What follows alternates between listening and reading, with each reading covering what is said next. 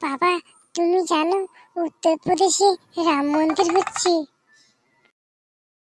হ্যাঁ বাবা জানি, আমরা যাব তো। সত্যি বলছো বাবা? কি মজা, কি মজা।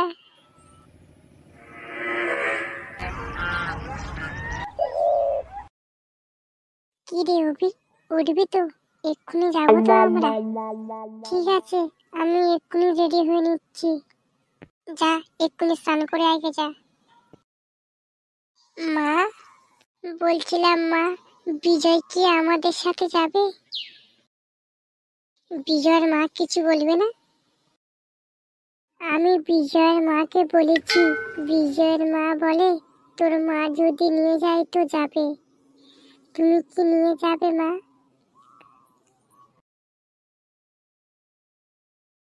আচ্ছা, বিজয়ের মার কাছে ফোন করতো।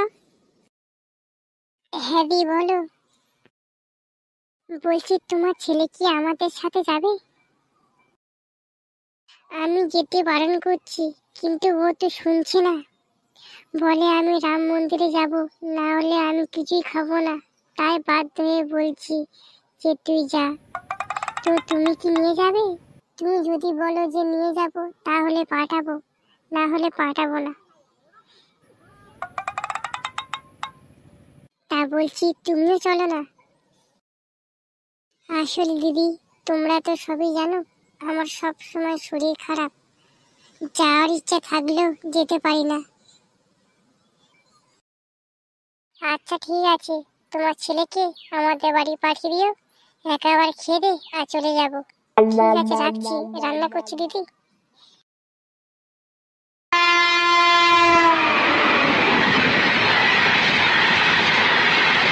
এই বিজয়, ওই দেখ, কি সুন্দর লাগছে দেখ। কি বড় বাবা, কত টাকা খরচা হয়েছে বল। হ্যাঁ আমারও মনে হচ্ছে সুন্দর দেখতে লাগছে। দেখ, আমি নিজের চোখে দেখতে পারবো, আমি ভাবতে পারিনি রে। তোর জন্য আমি আসতে পারলাম, তোকে যে কি বলে ধন্যবাদ জানাই। এতে আবার ধন্যবাদের কি আছে? বন্ধু বন্ধুকে তো সাহায্য করে নাকি। চল ভেতরে যাব। এই, এপারে আয়। হ্যাঁ মা, যাচ্ছি। এ বিজয়, ওই দেখ রাম। জয় শ্রীরাম। এই, ওই দেখ কত উঁচু।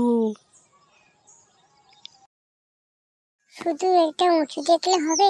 কত টাকা খরচা হয়েছে জানিস? অনেক অনেক টাকা খরচা হয়েছে। এই, কি সুন্দর সুন্দর ডিজাইন দেখ, কি আধুনিক ডিজাইন। এরকম ডিজাইন আমি কোথায় দেখেছি। চল ভেতরে যাব। দাঁড়া একটু দেখি, কত বড় জায়গা দেখ, বিশাল বড় এরিয়া।